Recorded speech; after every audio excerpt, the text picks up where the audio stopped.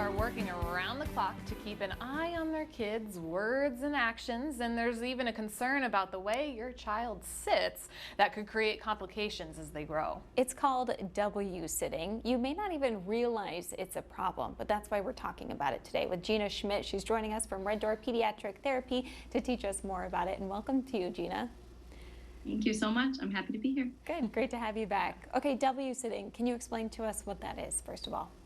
Certainly. So this is what W sitting looks like. The child is sitting on the floor and the bottom is between their legs. So their knees are bent and their feet and toes are turned outward. So if we start at like their feet, work down towards their knees, up towards their bottom, back down towards their knees, and out towards the feet. If you look at it from above, it's like a W, hence the name.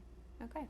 And why do kids sit like this? Because you look around in preschool class and it kind of looks like they all sit a little differently, but some kids, make that W shape. Why? Yeah, and oftentimes that's the age that we kind of notice this W sitting. There's two big reasons that children W sit. It could be from a sensory perspective, which I'm going to talk about today. And Sari, one of our physical therapists at Red Door, will talk about the motor aspect of W sitting a few weeks down the road. So what I wanted to talk about today was the sensory aspect. So kind of three big areas of the sensory system of body awareness, proprioceptive input, and vestibular. So our body awareness is knowing where our body is in space. It's our muscles and joints communicating with our brain to know which way is up and where are we in relation to other objects in our environment. That proprioceptive input is really where our muscles and joints come in. This is where pressure can be. These might be the kids that are fast and crash and hard. They're looking for a lot of that input to organize their body. And the vestibular has to deal with our inner ears, knowing which way is up to make sure that our head is above our bodies. Wow, that is so interesting. I had no idea that it would affect so many different things. This is really bringing a lot to my attention. So if we notice W sitting with our kids, what do you suggest we can do to work with them about it? Just bringing some nice awareness to it. My favorite thing to say is fix your feet, because oftentimes children don't even know that they're sitting in this position.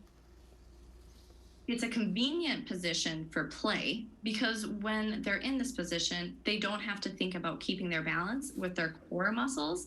They can just have those ligaments and joints do those jobs. So it really impacts that ability to balance those balance reactions, to connect, to catch ourselves when we trip, or even the ability to cross midline when we play. So how do I break that habit then? I mean, I find myself even sitting in weird positions sometimes, but how do you break that W sitting? Certainly. We can have children sit with both feet out to the side, either direction. We can have those feet going straight out in front of them, a long sitting, crisscross applesauce or saddle sitting is a great one, or even a child-sized stool or chair is great when kids are down on the floor. Okay, just want to avoid that W that they're sitting in. Can I ask you too, I think even with babies sometimes, just as they're able to sit themselves up, you might even see it then. Is there an age where it's too young to kind of work on correcting the seat? When children are first working on those motor movements, we might see W sitting as a transitional movement. When they're on all fours, they rotate back and then might pull themselves up. What we really want to avoid is the child staying in a W sitting for an extended period of time. So really,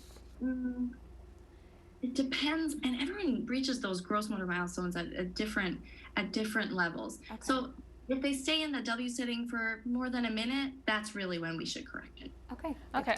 I guess then too, you said correcting, every so often, but it's about the consistency in correcting them. Certainly. Yeah, because we just want to bring that awareness so they know, oh, I don't want my feet like this. I want another way to put my feet. So even demonstrating, if fix my feet, well, what does that mean?